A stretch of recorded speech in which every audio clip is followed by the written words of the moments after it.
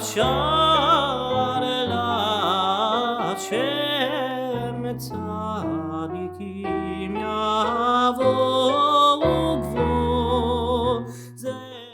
Shabbat Shalom, dear members and our wonderful guests.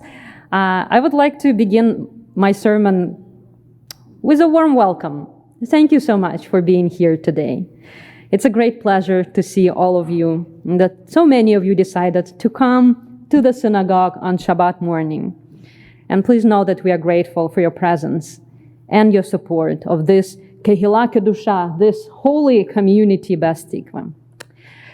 So today I want to begin with a real life story.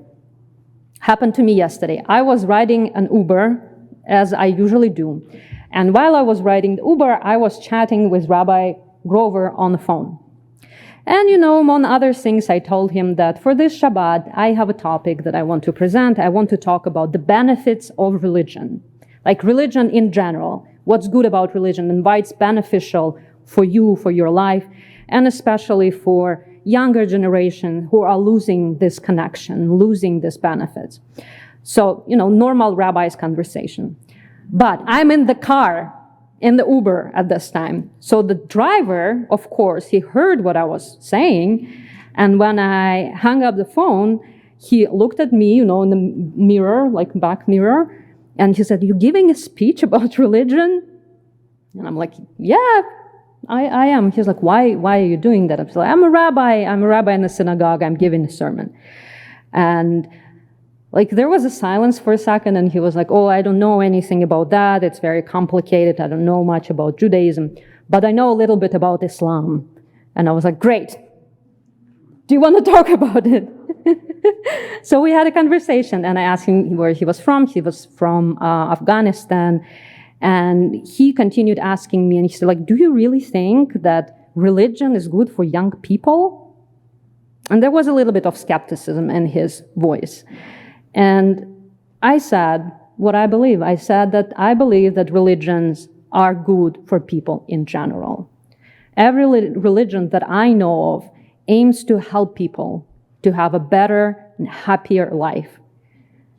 It teaches people how to be righteous and how to be kind and how to live and build a just society. So I believe that if we zoom out and we leave aside all of the rituals and, doctrinal differences, I believe that any religion comes to help a person. So the driver, he was skeptical. Again, I think you can guess why, because he said that when religious people came to power in Afghanistan, they made the life of people very difficult and the opposite of being happy. And I totally understood his skepticism from his perspective, from a perspective of a refugee who had to flee his motherland. Because of religious extremism, religion does not look that positive. I understand that. So I talked about the dangers, I hope everyone is okay, dangers of fundamentalist religions, right? So this applies to all of our, Abrahamic religion, like Jewish fundamentalism or Christian fundamentalism or Islamic fundamentalism. They're all very problematic. And he agrees with me that all of the religions, they teach the same. But the problem is that every religion is telling you, I am the right religion and everyone else is wrong, and that creates a conflict, to which I explained that this is very easy from perspective of Judaism because we don't want all of the people in the world to be Jews and have one religion. We believe that God reveals God's self to people in all kinds of different ways. There are all kinds of different people, and the lifestyles, the countries are all different. So God finds way into human heart in different paths. And I explained that from perspective of Judaism, we don't want you to be necessarily Jewish. If you want, you can. We will make it very complicated for you, but you can. But we want you to be the best practitioner of your faith that you can be. So if you are, whatever religion is yours, you should strive to be the best, most faithful, best person within this religion. And so he listened to me, and then he said, "So you believe in God?" I was like, "Well, yes. Yes, I do." I said, "Yes, I believe in God." And he said, "So tell me, where is God?" Now that's an excellent question for an Uber car ride. That is like a modern equivalent of explaining the Torah while standing on one foot. And I said that I believe that God is everywhere. I truly believe that God is everywhere, that everything is God. And so he asked, do you think that God created everything? And I said, no, I believe that God is everything. I don't think of God as like a human being who is like sitting somewhere up there and, like an engineer creating the world or like human bodies or anything like that. I believe that God manifests in our world, in our reality, and in our existence, that God is everything. And this is a concept, I didn't come up with it, of course. It's very prominent in Kabbalah, in Jewish mysticism. And there is a very famous phrase that is being quoted very often, and you maybe have heard of it, which says, Ein od milvado, Ein od milvado. There is nothing other than him, which is a very profound philosophical and existential statement. There is nothing outside of God. Nothing truly exists. Reality is God. God is the only reality. Now, that's a quite complex idea, again, for an Uber, right? That was coming to an end at this point. And I finished saying that I do believe that the younger generation is missing the benefits of that, missing the benefits of religions, because it can give you immense support, both physically and mentally. It is difficult to live in the extremely unstable world as it's today without the support of community and the belief that God is indeed everything. That can give a person a lot of comfort. To which my driver totally agreed. By the end of the drive, we were on the same page. We were totally agreeing with each other. And I promised him that I was going to mention him in my sermon. So thank you, Gag, for being a partner in the theological Uber discussion. But throughout the day, of course, I thought about this conversation. And that experience for me, I think it was a little bit like what Ramesh said. For me, it was like something that I was thinking about, and I was discussing it with myself, but I got a fast answer, right? I started with saying that religions are good, and here I am in a car with a man from Afghanistan who is obviously Muslim, and we have this very civilized and nice conversation. Not any point Israel or Palestine was mentioned in this conversation. We were talking purely about human existence, about God, about benefits of believing in God and all of that. And for me, that was like a sign that I'm on the right path. Something it's okay. What I believe, maybe it is correct to a certain extent. And of course, you need to understand, and I think you understand, that people who are coming, for example, from Afghanistan, because they're coming from this, or from Iran, from the countries that are ruled by this very extreme fundamentalist governments, they are typically not huge fan of Hamas terrorist organizations, because they already have their unfortunate experience. They already know. They already know how it feels to live under this, terrible despotic government. So they don't want anything like that in Canada. They came to Canada for a safe and stable, secure life. They don't want to bring this, here. So I've never met that kind of. My Muslim friends are very supportive of Israel. They're not, they really hate all of that terroristic organizations, and they don't want that. Of course, my Muslim friends are very, how do I say it? Not very observant, let's put it this way. Cultural Muslims, not Shomer Shabbos. But I am a very moderate Jew, so I think this is a recipe, this is a secret recipe to our friendship. I truly believe that if you believe in God and you are striving to be the best version of yourself, as far as I'm concerned, there is not much to argue about.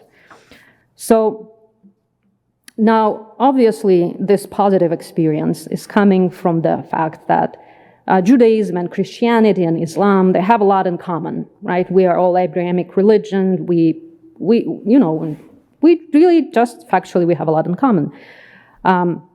But I have no problems with other religions as well.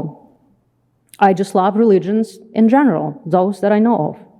So let me ask you a question. Do you know what is one of the most popular religions among Ukrainian soldiers? Like soldiers who are fighting the war. One of the most popular religious practice and belief for them. Give me your guess. No idea? That's Ukraine. It's not really Catholic. So I'll tell you, like from my experience, very, very popular religion among contemporary these soldiers of today is Scandinavian paganism. And at first, when I encountered that, I didn't know what to make of it. Like, I'm a rabbi, I'm not very comfortable with pagan religions. We have a tough history with that.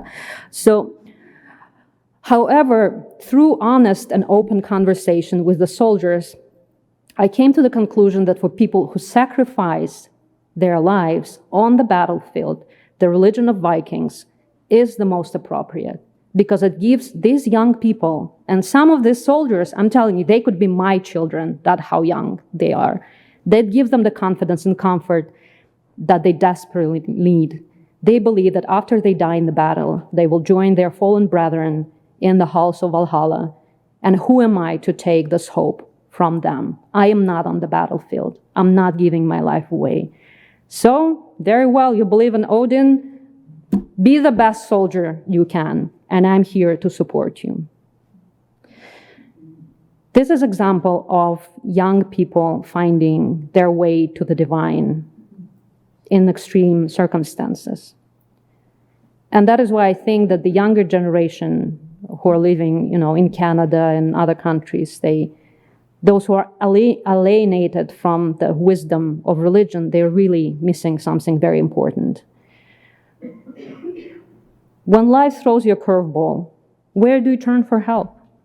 When you feel anxious about the future of your family or your children, where do you find solace? Let me tell you, hockey games on Shabbat are not a sufficient source of that for your children. They do not teach children spiritual integrity and harmony that can only be found within. Life is much easier for me in this respect, because I believe in God, who is everything. Ein od milvado. There is nothing other than Him. So I do not feel insecure or afraid. There is no power outside of God to affect me. And so therefore there is nothing to fear. There is a world of comfort and security in this realization once it's attained. Now I need to make a very important remark that I made actually while I was talking to my Uber driver, that we don't know what God is. I don't know. And anyone who tells you, well, God is this and that, they're not being totally honest with you, because nobody knows. We can have our theories to the best of our intellectual ability, but there is profound mystery in the nature of God's existence that cannot be fully understood and expressed in words. In this week's Torah portion, Shemini, we read a story that is very sad, but also very mysterious and difficult to understand. The high priest Aron had two sons, Nadav and Avihu. In the story, they tragically die because they did something wrong, but it's not clear what exactly they did. It's said that they brought an alien fire, and we don't know for sure what that was. We know that it was something that the Lord had not enjoined upon them. So it looks like they performed kind of a ritual that was not commanded by God. And the easy conclusion would be that this was a punishment. They were punished for some sort of a transgression. But then after that, there is this dialogue exchange between Moshe and Aron. It kind of makes everything a little bit more complicated. So Moshe says to Aron that God says, "Through those near me, I show myself holy and gain glory before all the people." This is Vayikra verse 10, chapter 10, verse 3. "Through those near me, I show myself holy and gain glory before all the people." Now, to my understanding, that does not sound like a punishment from God. There is no judgment in these words. And the rabbis in Midrash, they even go as far as to say that Nadav and Avihu, those who died, they had an extremely elevated spiritual status, even holier than such of Moshe and Aron. And Aron reacts to this word of Moshe with silence. It says, and Aron remained silent. So can you imagine what was going on through his mind? For context, the ritual that Nadav and Avihu performed happened at the dedication of the Mishkan, of the first portable sanctuary. Not like at any random day, they just went there and did something wrong. That was the process of dedication. So God gave instructions on how to build and dedicate the sanctuary, or how to anoint the priest, how to be purified, how to be ready for that. And then what happened, this tragic event, but Aaron remained silent. And the next time he speaks, in the same Torah portion, he asked Moshe to clarify some of the instructions regarding the sacrifices. And that is what I call strength. After this terrible event, Aaron finds the strength to carry on his duties. Aaron's ability to navigate profound personal loss while adhering to his responsibilities, for me, highlights a foundational aspect of religious practice, the cultivation of inner strength, resilience, and a sense of purpose, which I think is the most important. This is a powerful metaphor for the role religion can play in the lives of young people today. In a world that feels uncertain and full of turmoils, the structured support that religion provides can offer young people, and people of all ages, a framework to develop these very qualities: resilience, strength, a sense of purpose. Through the example of Aaron, religion emerges not just a set of beliefs and rituals, but as a living, breathing source of strength and guidance. It underscores the idea that amidst the myriad struggles and uncertainties, there lies a steady foundation upon which young people can build a resilient and purposeful existence. Just as Aron found the strength to move forward through the faith and duties, the concept of Ein Od Milvado, there is nothing but him, invites you and young people to see beyond their immediate circumstances to a broader vision where every experience is imbued with meaning and connection to the divine. It encourages a resilience, not just of self, but rooted in the ultimate reality of the divine omnipresence. This understanding can be a source of immense strength and solace, offering a foundation upon which young individuals can navigate the complexities of life with a sense of purpose and connection that is both empowering and uplifting. In this we find essence of our teachings and a guiding light for all generations, illuminating the path towards a future where every individual can recognize their place within the grand divine design. May this understanding uplift us, guide us, and inspire us to build a world where the strength, resilience, and unity encapsulated in Ein Od Milvado are the pillars upon which we build our lives, our communities, and our future. Shabbat Shalom.